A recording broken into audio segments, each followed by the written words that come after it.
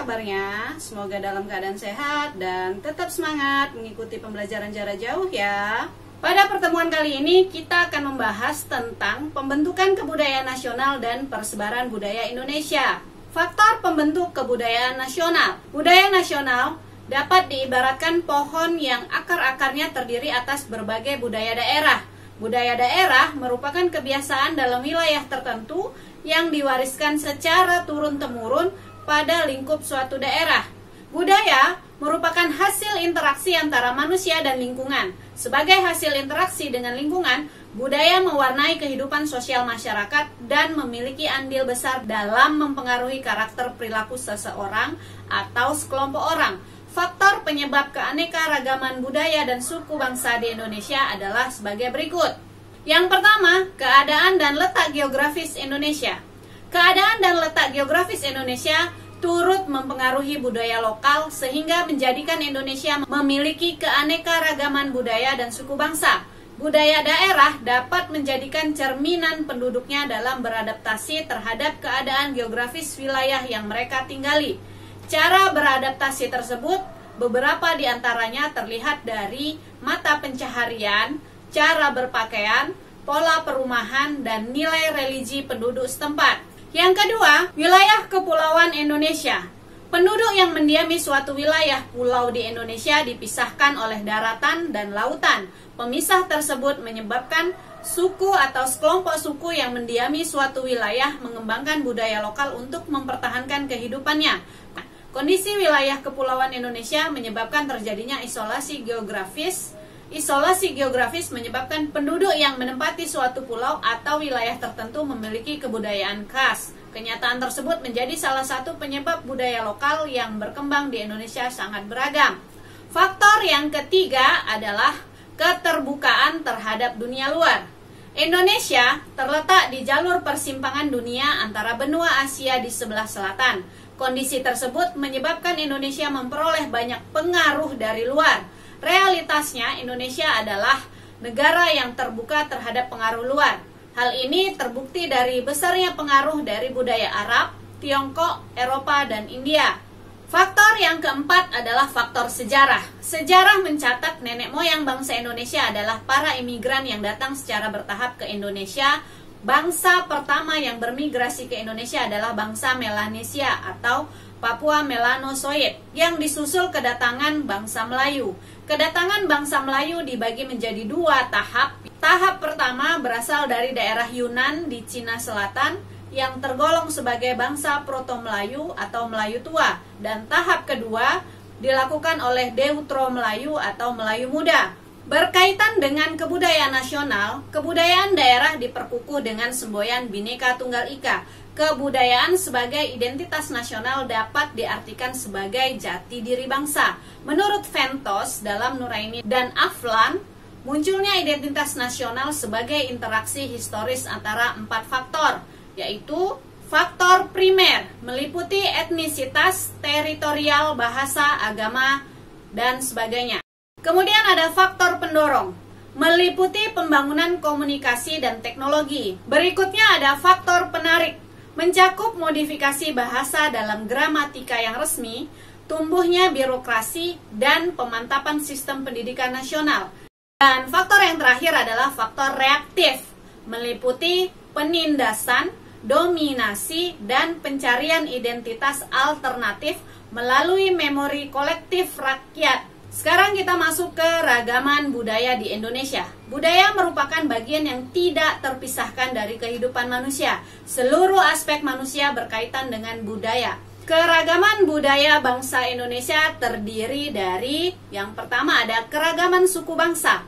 Menurut BPS atau Badan Pusat Statistik, suku bangsa adalah kelompok etnik dan budaya masyarakat yang terbentuk secara turun-temurun. Berdasarkan sensus BPS pada tahun 2010, Indonesia mempunyai lebih dari 1.300 suku bangsa. Berikutnya adalah keragaman bahasa. Bahasa daerah yang dimiliki Indonesia sangat beragam. Menurut BPS, jenis bahasa daerah di Indonesia mencapai kira-kira 2.500 bahasa daerah. Jumlah tersebut hampir 2 kali jumlah suku bangsa di Indonesia. Seorang pakar linguistik, Goris Kraft, membagi rumpun bahasa yang digunakan penduduk Indonesia dalam subrumpun sebagai berikut. Yang pertama ada bahasa Austronesia yang digunakan penduduk di wilayah bagian barat Indonesia. Sedangkan rumpun yang kedua adalah bahasa Austronesia yang digunakan penduduk di wilayah bagian timur Indonesia. Keragaman budaya berikutnya adalah keragaman adat dan kesenian. Keragaman suku bangsa di Indonesia menciptakan berbagai jenis adat dan kesenian. Wujud kebudayaan masyarakat Indonesia antara lain seni sastra, seni tari, seni musik, dan seni rupa. Keragaman budaya Indonesia tidak dapat terlepas dari berbagai bentuk kesenian dalam bidang sastra. Indonesia mempunyai berbagai bahasa daerah sebagai alat komunikasi. Seni sastra juga mencakup cerita atau dongeng rakyat. Sekarang kita masuk ke persebaran budaya di Indonesia. Keragaman budaya merupakan sesuatu yang tidak dapat lepas dari Indonesia. Keberagaman budaya tersebut secara histori telah berlangsung sejak lama. Pada abad pertengahan, kapal-kapal Portugis berlabuh di Banten. Peristiwa tersebut menyebabkan terbukanya hubungan masyarakat yang tinggal di wilayah Indonesia dengan dunia internasional. Interaksi antar budaya tersebut membangun elastisitas bangsa Indonesia terhadap perbedaan. Persebaran kebudayaan di Indonesia terbagi menjadi beberapa region. Region yang pertama adalah region budaya Batak. Sebagian besar, region budaya Batak meliputi wilayah Provinsi Sumatera Utara dan sekitarnya. Perkembangan budaya Batak pada kehidupan masyarakatnya dipengaruhi oleh penyebaran agama Islam, Kristen, dan Katolik. Sistem kepercayaan yang berkembang di wilayah ini juga masih ada yang bersifat animisme dan dinamisme. Region yang kedua adalah region budaya Minangkabau. Masyarakat Minang termasuk keturunan Deutero Melayu yang melakukan migrasi kira-kira 2000 sampai 2500 tahun yang lalu. Kelompok masyarakat ini masuk dari arah timur Pulau Sumatera. Region budaya Minangkabau berada di wilayah Sumatera Barat, sebagian wilayah Riau, Bengkulu bagian utara, Jambi bagian barat, pantai barat Sumatera Utara, dan Aceh bagian barat daya. Yang ketiga ada region budaya Sunda. Kebudayaan Sunda berkembang di Pulau Jawa, tepatnya di Provinsi Jawa Barat dan sekitarnya. Oleh karena itu, Provinsi Jawa Barat sering dijuluki sebagai Tanah Pasundan. Pengaruh agama Islam di daerah ini sangat besar. Sistem kekerabatan yang digunakan pada kebudayaan Sunda bersifat parental, yaitu mengikuti garis keturunan dari kedua orang tua. Kesenian daerah Sunda berupa pertunjukan tradisional antara lain wayang golek, sesigan. Yang keempat ada region budaya Jawa. Region budaya Jawa meliputi Jawa bagian tengah sampai bagian timur, mencakup Provinsi Jawa Tengah, Daerah Istimewa Yogyakarta, dan Provinsi Jawa Timur. Bentuk kebudayaan Jawa sangat menarik. Salah satunya pada bahasa yang digunakan masyarakatnya. Bahasa Jawa terdiri beberapa tingkatan seperti bahasa Jawa Ngoko dan Madya Krama. Adat istiadat masyarakatnya di region budaya Jawa mengenal istilah kejawen. Pada setiap adat atau tradisi di dalam prosesi kejawen mengandung nilai luhur dan filosofi suku Jawa. Namun demikian, saat itu kehidupan masyarakat Jawa mengalami perubahan seiring masuknya pengaruh agama Hindu-Buddha dan Islam pada masa lampau. Region yang kelima adalah region budaya Bali. Masyarakat di region budaya Bali berada di Pulau Bali dan menyebar sampai ke Kepulauan Nusa Tenggara bagian barat. Mayoritas masyarakat Bali memeluk agama Hindu. Ajaran agama Hindu menyatu dan berkembang dalam masyarakat dan beriringan dengan unsur-unsur asli kebudayaan Bali. Pola kehidupan masyarakat di wilayah kebudayaan Bali sangat rigid. Masyarakat terikat pada norma agama ataupun sosial.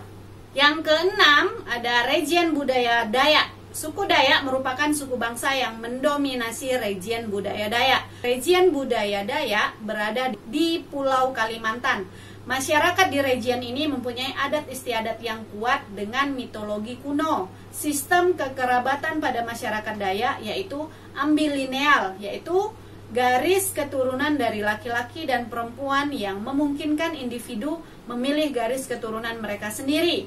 Yang ketujuh ada Region Budaya Bugis Makassar. Region Budaya Bugis Makassar berada di Pulau Sulawesi, sangat beragam. Namun demikian, di wilayah ini terdapat beberapa suku dominan, yaitu Bugis, Makassar, Toraja, dan Mandar. Masyarakat yang hidup di Region Budaya Bugis Makassar kaya akan berbagai bentuk kebudayaan. Meskipun demikian, pengaruh agama Islam cukup kuat di wilayah ini dan adat kebudayaan masyarakat Bugis senantiasa terjaga. Dan yang terakhir adalah Region Budaya Papua. Suku Asmat merupakan suku bangsa yang berada di Region Budaya Papua. Region Budaya Papua berada di Pulau Papua dan sekitarnya. Selain suku Asmat, terdapat sekitar 400 suku bangsa lain yang mendiami wilayah Papua seperti suku Dani, Arfak, Amungme, dan Kombay. Rumah adat yang terkenal dari Region Budaya Papua yaitu Honai.